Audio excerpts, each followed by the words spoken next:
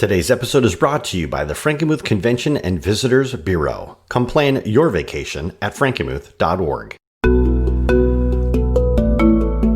My name is Cliff Dubenois. After 20 years, I've returned to my native Michigan only to discover that Michigan has evolved and I'm looking to reconnect with it. Now I'm traveling the main roads and back roads of Michigan, reliving childhood memories and discovering new experiences. And hopefully, I'll have a few epiphanies along the way. From restaurants, hotels, parks, any place that puts a smile on your face and moves your heart. I want to meet the people who are behind these experiences, learn their stories, find out what inspires them. Welcome to the Call of Leadership podcast, Passport Edition.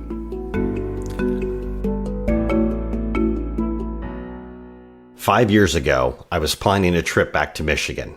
I reached out to some family members, asking them to pick a spot where we could let's just meet, relax, hang out, have a drink. We'll go to Prost, they replied without hesitation. Located in Frankenmuth, Michigan, I admit I had low expectations when I approached the front doors of Prost for the very first time. This was going to be just another quickie restaurant offering simple bar food and sloppy cocktails.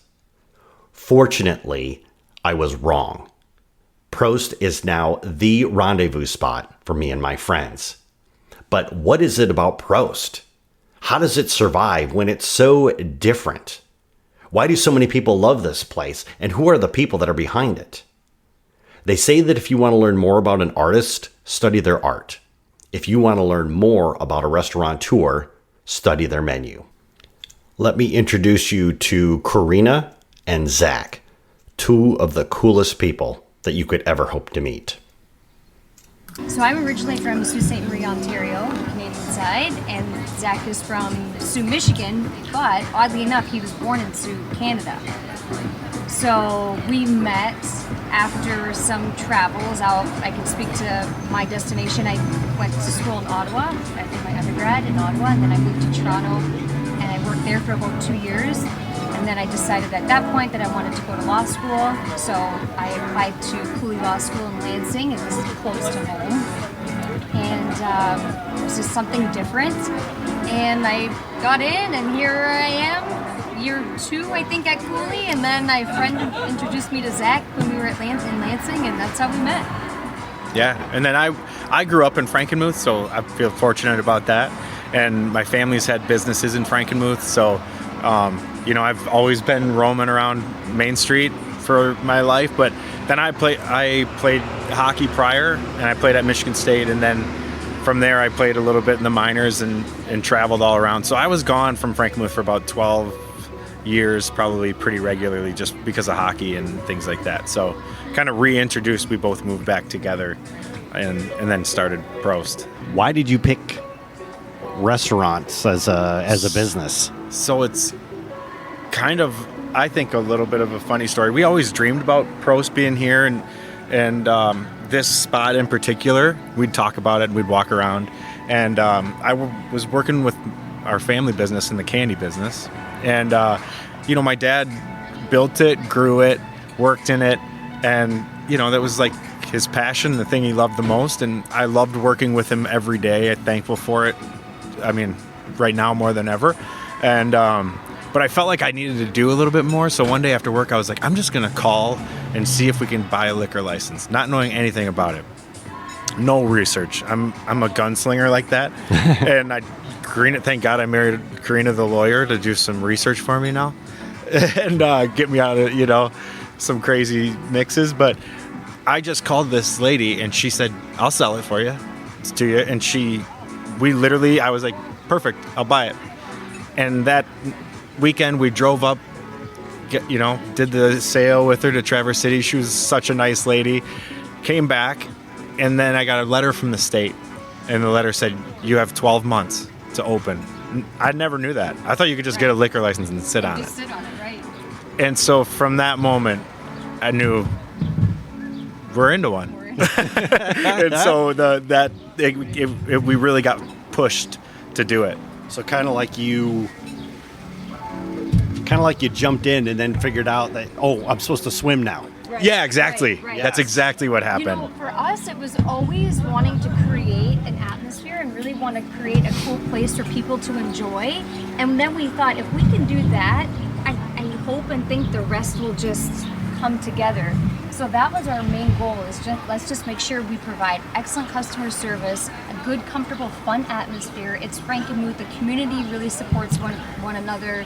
And if we can just continue to work hard and just try our best at Prost, then I think we can build on that and continue to be successful. So we really didn't think of much else other than let's just focus on getting it done right at the beginning. So when he called me and he said, hey, we bought a liquor license, my heart sank. I thought, oh my golly. So I did some research again, and I found a small gay out in Detroit. Her name was Mindy Lopez. She had opened a couple restaurants in Birmingham, and now she had a wine school.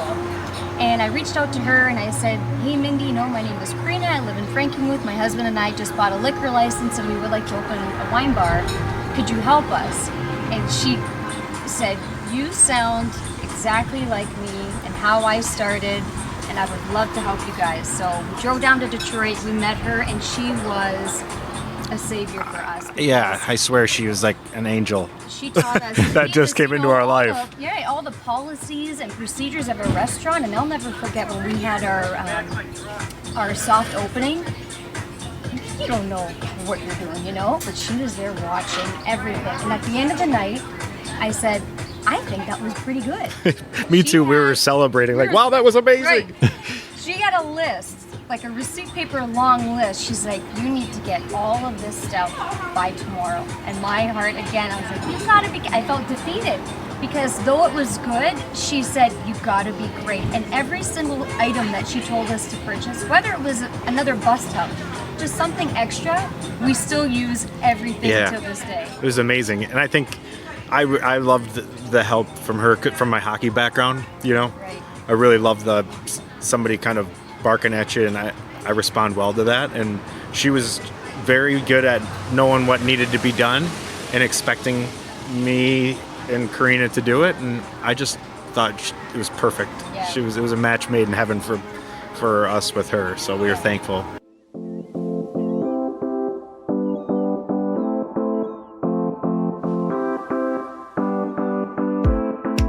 Prost was born because a lawyer and a hockey player chased their dream and bought a liquor license.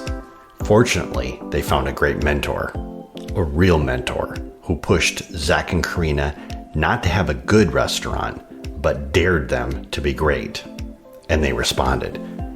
They say that success is doing a lot of little things right, and it's oftentimes these little things, these small details that go unnoticed. And because they go unnoticed, it makes the experience much more enjoyable. But there's one detail that I really wanted to explore with them. We always talk that we try to be more European in our way that we do it than anything, because I feel like if you go there, they're not in as much of a hurry. Nope. As us, you see that in their service in their restaurants too. Sometimes you might feel it's slow, but it's just because they want people to just hang and and catch up and have fun. And we tell our people that all the time. If people want to come here and sit at a table all night, hang, drink, great. Eat, and whatever. They can, even if they are just having water or after the finish, perfect.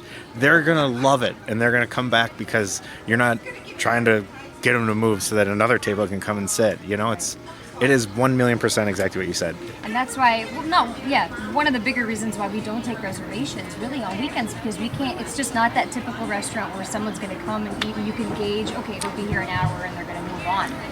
We have guests here for 4 hours. We don't know, we don't care, just stay and hang and do your thing. We don't want anyone to feel rushed, And this weekend, there was some tables that were here over 4.5 hours. To me, that's a success. Not every restaurateur might say that. I think a lot of people would probably be like, what are you thinking? But it's all about turn and burn. Yeah, but honestly, I disagree in the certain atmosphere. If it's the right place, I think, and that's what we wanted Prost to be, a place where people can come and just chill and hopefully create an experience. Now, what about, because it seems like every time that I say I'm going to be interviewing Zak and Korina, For some reason or another, there's like a new business that pops up on that list of places that you own in Frankenmuth. So what are the businesses that you guys got your hands in here? So Personally, just the two of us, and then we'll let him continue on. Just the two of us. We have Prost, and then we have Crepe and Coffee, which is up in Sault Ste. Marie, Michigan. Okay. So we opened that, I think, about 4 years ago. It's seasonal, so I'm always getting my years confused. So that's what we do together. And then, Zach, you can... Yeah, and then when I first came back home, my family's been in the candy business, and I grew up in the candy business.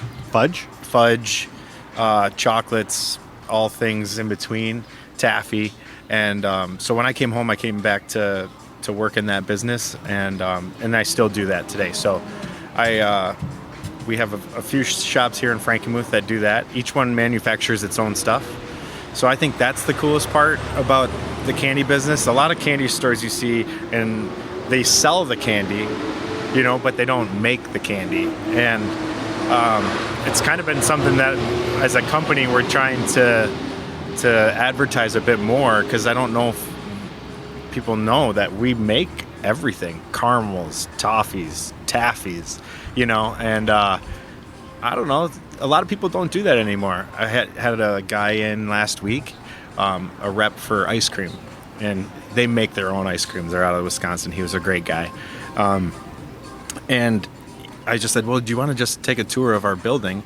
And I walked back, and there was like 4 ladies all making all these candies. And he literally looked at me. He was like, you guys make your own chocolates?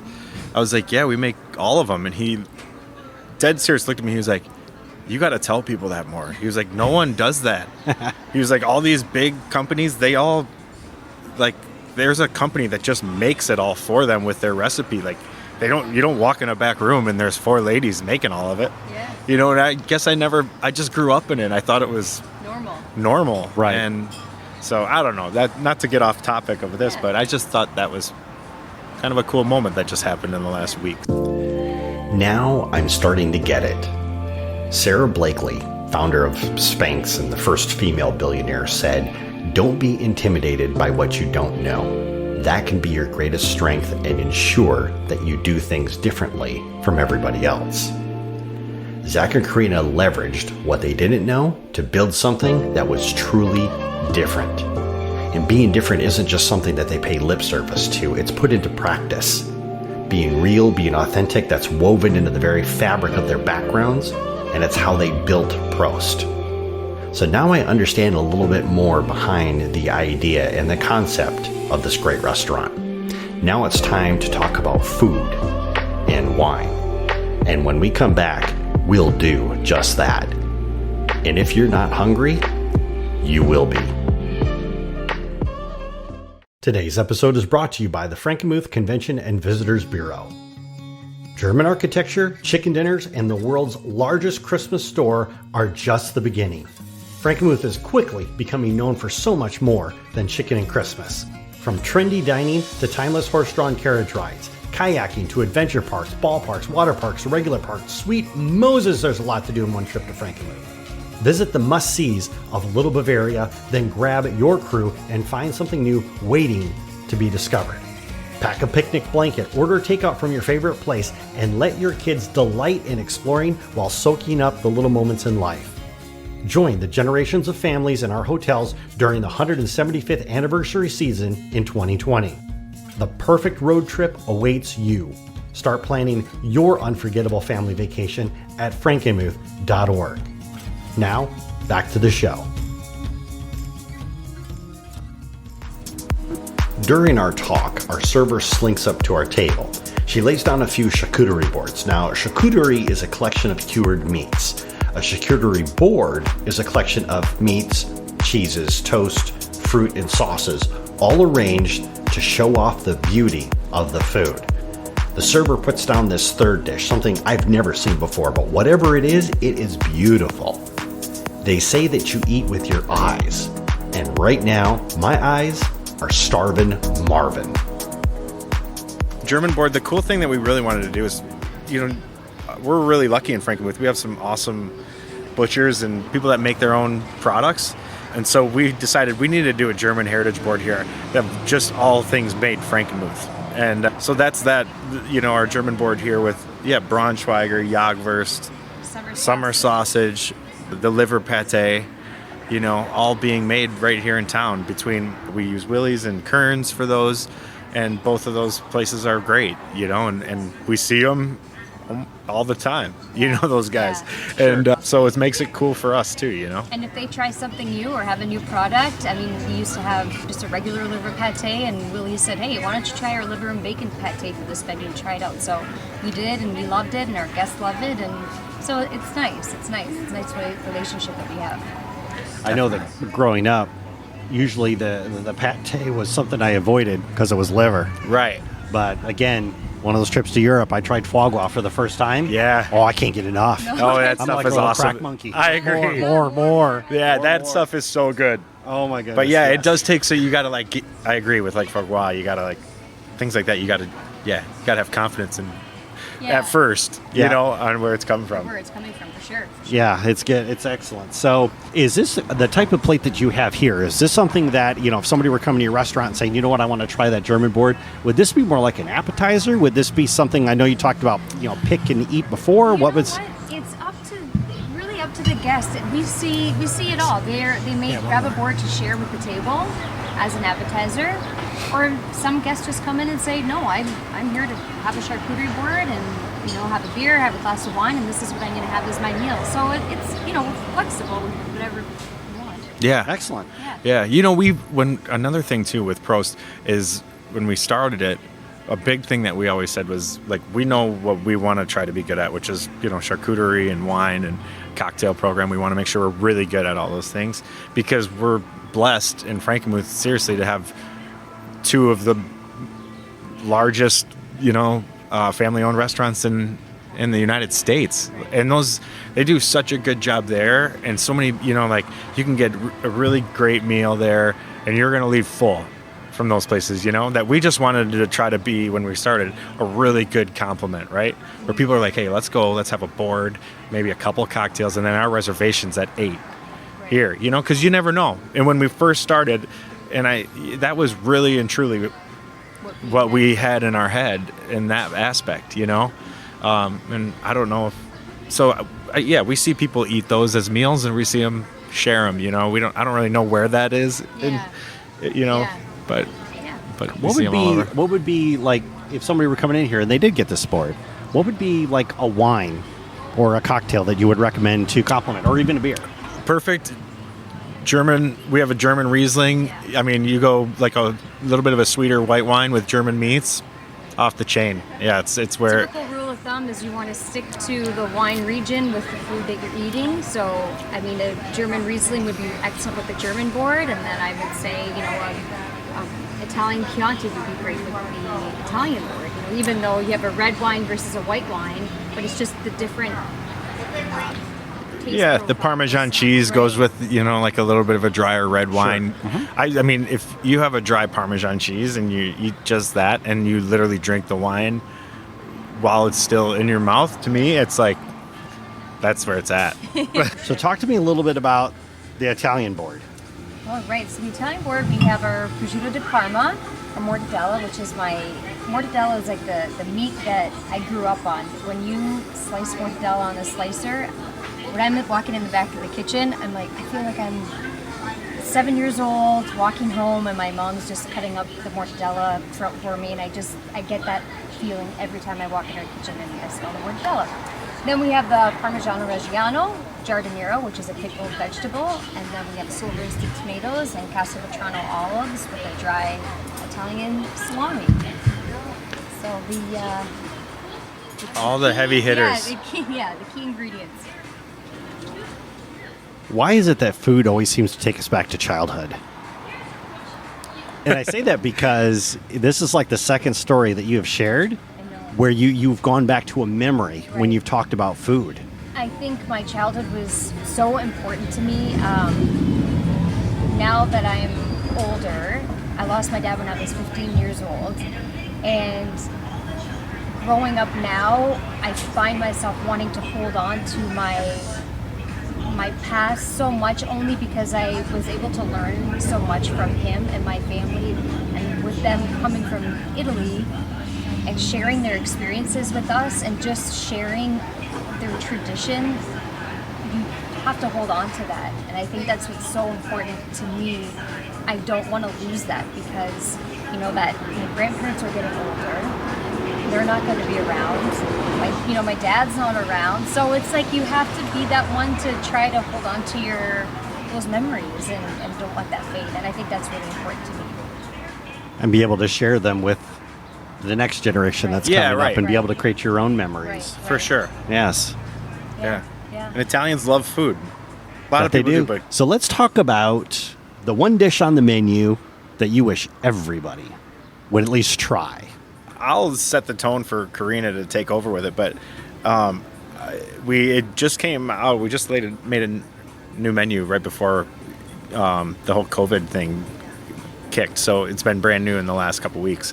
But we make our porchetta in-house, and it's awesome. We sold it for Father's Day, and No, it was, I know, Father's yeah, Day. You're right. Easter. Yeah. Forgive me. We sold it for Easter, just as everything was closed for ordering, and I mean, if you eat the porchetta, oh my gosh, it melts in your mouth. So we came out with this dish because we thought it had the chance at being a signature dish, and it's very unique. So As an appetizer, we used to carry the porchetta in the panini a couple years ago, and I mean, in the panini it's delicious, but we're like, we gotta just have it on its own because it's that good. So our chef tried a couple options, and he came up with this dish, and I was like, yeah, this is it. Like, this is so good. So it's like drop your fork good. Like when you take a bite of it, and it like hits you like a cinder block. I'm not kidding. It melts. It's so good. Like when I glass of first wine. had it, we had a party and he made it. He was like, I want to try it. We had this party, so we were like, okay, well, put it on a plate. And I'll never forget. Like, everyone at the party was like, what is this? And where can I get it? Yeah. We were like, oh, it's just something that Jacob was trying. And yeah, it was like you sit back and you drop your fork. You're like, holy smokes, that is good. yeah. Nice. Yeah. And what is in this dish now? So we have a aioli on the base, and then we have two relatively thicker slices of the porchetta, which, as I mentioned before, it's pork tenderloin wrapped in pork belly, and then we sous vide it, and then we bake it, which is going to give it that crunchier exterior. And then on top we have arugula and radicchio, which I'm a big fan of radicchio, and that's in a light dressing with some cherry tomatoes and crushed Marcona almonds. All right, so I'm starting to really drool on myself now. So if it's okay, and I want you guys to join me. I don't want to eat this all by myself. Yeah, so please we join will. me. For sure. Great. So do you think it's more the food that drives your menu, or is it the wine that drives your menu? Hey, that's another very good question. That is a great question. But you know what?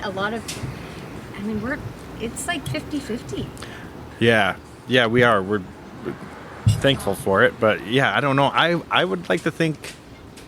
I don't know. That's a great question. And what drives it more? I really think they're good partners in crime here. They're excellent partners. I mean, we see it. I mean, it's Love it. Yeah. Love it. Yeah. Love it. Yeah. Love it. Now, you have, because I actually had some friends, and I did not notice this before because it wasn't until I started this podcast that I started getting really exposed to a lot of Michigan wines. Yeah. But I know that you do offer Michigan wines, and apparently you have even the Mauby sparkling wines. We do. Yeah, we love Mauby. They're great, and we've collaborated with them a lot. Oh, yeah? Yeah. They actually just started making a private label sparkling for us. Really? Yeah, and we offer we have 6 different labels, so kind of to make almost like a collector's edition, if you wanted to say that. Each label is a different kind of photo of Prost that would like kind of, you may not even know it, like it might just be like the under of an umbrella is one, right? Mm-hmm. But then it's kind of a picture type label. Yeah.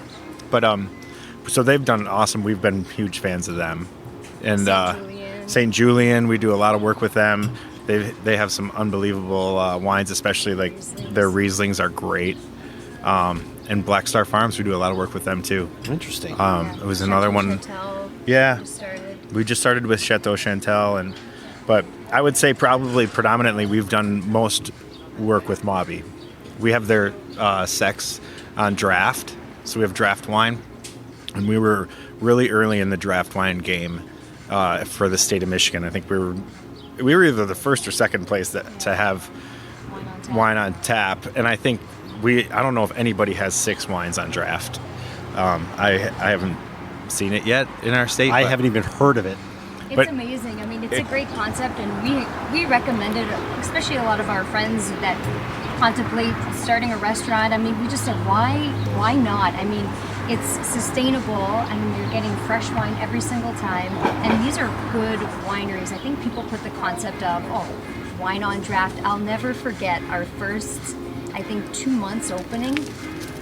This lady came in, and she did not like our concept of wine on tap, and she made it known that she was a member of all these wineries in Napa, and this Real hoity-toity. right? Yeah, and come she to was find out, all wow. Right. We ended up winning a People's Choice Award for our wine on tap with Free Flow Wines out of Napa, and we sent our Elliot and Constance down to Napa To accept the award. last year. Yeah. Or 2 years ago, to accept our KD Award is what it was called. And, they looked at the flow and how much of the wine that we actually do sell and how many wines we carry and just the whole concept of Prost and what it stands for us. And we ended up winning the People's Choice Award in Napa. So I thought of that lady. I said, there you go. No, it was funny, but yeah, it's a great program for sure. When you mentioned, we talked about Maubie and we talked about Black Star Farms. So my fiance and I, we've had this ritual for a while now where we do Champagne Saturdays. And every Saturday night we crack open a bottle of bubbly. We get 2 cheeses that I know that she'll like, but we always get a 3rd cheese that neither one of us has ever had before, which is The getting wild tougher to card. find, by the way. The wild card. Yeah. And we either get Sex, Yeah. Detroit, Yes. or from Black Star we get their Delighted. Okay, yeah. Delighted, have you? I think we did try that. Okay, I haven't Yeah. tried that one yet. Because I love, to me, rosé speaks of a very summertime Yeah. type drink, with it being a slight pink to it and stuff. And I Yeah. just love that Zach is a rosé big color. rosé Huge guy. rosé guy. Really? Yeah. Huge, yeah. I love it. I think it's awesome. I just love the feeling of something cold. I like white wine, mostly the dry ones, but I feel like there's something about a rosé that you can almost kind of get that like Pinot Noir or Cab, because a lot of times there's those grapes, so you get that flavor, but you still get that kind of feel of like something cold and crisp. Right. Yes. And man, I just eat it up in the summertime. I love it. Rosé all day is his line for sure. Yeah, I mean, I live it. He does live that line. Yeah, no, but I really like it a lot. Yeah. And I love bubbles. Our whole staff really loves bubbles, especially our management team. If we go to any real function, we usually always have bubbles as a group. Like that's how we start Right. And our meeting or whatever, Zach was always one to explain to our staff, hey, look, champagne, sparkling wine, it doesn't need to be your celebratory drink where you only can have it on a special occasion. Enjoy it at any time. Yes. Enjoy it with popcorn, enjoy it with chocolate, enjoy it with appetizer. Just enjoy it on a hot day. You don't have to wait for that special occasion to enjoy a little bubbly. And so we really push to offer more glasses of bubbly by the glass instead of by the bottle, and then have more of the bubble option by the bottle. Yeah. I have to admit this, the concept of getting the bubbly by the glass is just completely new to me. How did you even get exposed to that in the first place? Did somebody bring this to you? Have you seen this before? No, I think it just really stems from saying, hey, look, sometimes you just want to have a glass of bubbly.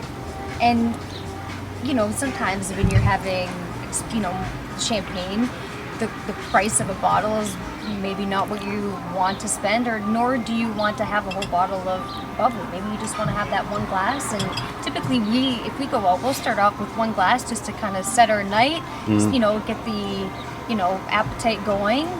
And that's all you need is one glass. So we just thought, let's make it more approachable and just offer it by the glass. Because I love that concept because it allows people to try something without committing to a bottle. Right. Yes.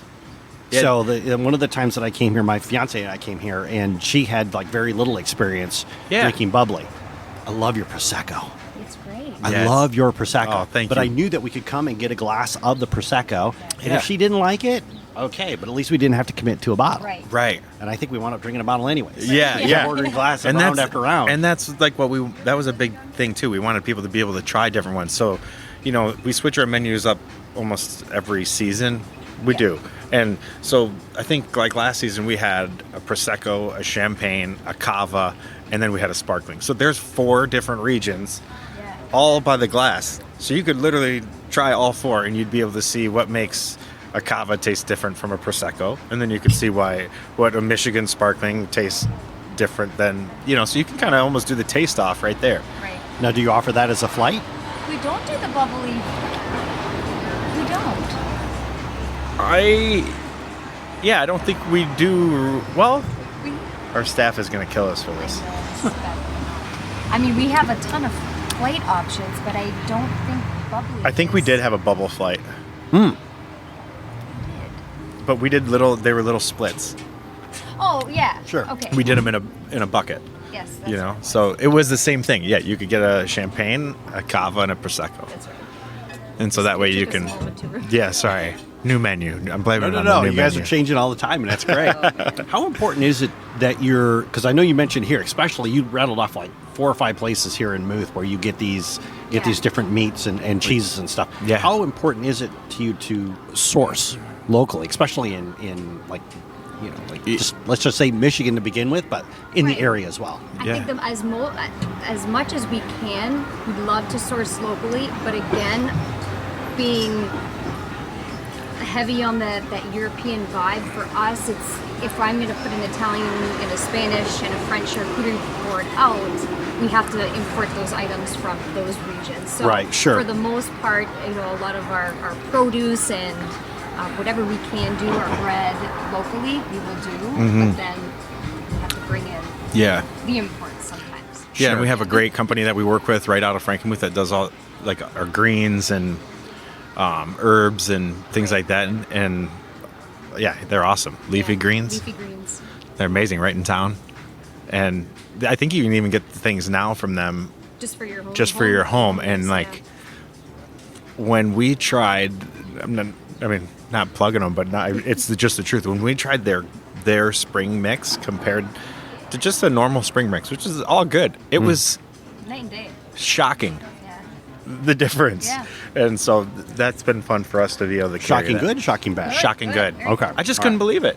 Yeah. I didn't think that there would be that big of a difference, But Their they're basil is beautiful. yeah. So we're really fortunate that we have them locally and we source from them.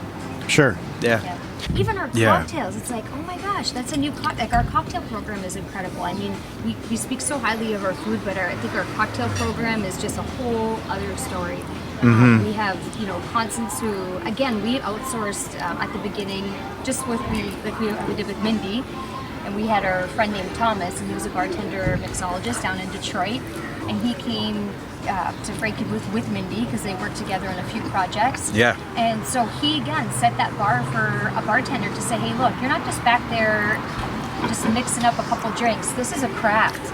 And people are really relying on you to showcase that craft, and this is how you do it, and how you become successful, and just being passionate. A bartender is the same as a chef. You got to be passionate about everything that you do, and making your cocktails with really good ingredients and staying consistent, and it's Yeah. huge. So I'm really proud of our cocktail program because Yeah, you can come in and get the same tasting cocktail every time. And it doesn't matter who's back there or not. They do a really, really, really good job. Because oftentimes the cocktail is the first thing that people experience when they come in and see a restaurant. Mm-hmm. And if your cocktails don't wow them, they're probably not going to go much further. Right. I agree. Yeah. I do. And yeah, we work really hard at our cocktail program. Constance is our bar manager, and she is fun. If you want to sit with somebody and talk booze, she's cool. And, so knowledgeable. It's Yeah. her knowledge is off the charts. Whenever I hear her talk, whether it's a training or we did some classes online over the COVID, and she is just incredibly passionate Yeah. and knows a lot of stuff, and she does her homework, and I just love listening to her. When I find myself, those people that you watch and all of a sudden you realize that you've just been like watching them, but smiling at them. But you're not like even. Yeah. I find myself like that with Connie when she talks to our people about the cocktail program or why we're going to use this rum instead of this rum for this cocktail, and she goes off about it. It's like, it's awesome. She kicks butt. She's a big reason on our cocktail program for sure. So I've been here a number of times. Yeah. Always enjoyed it.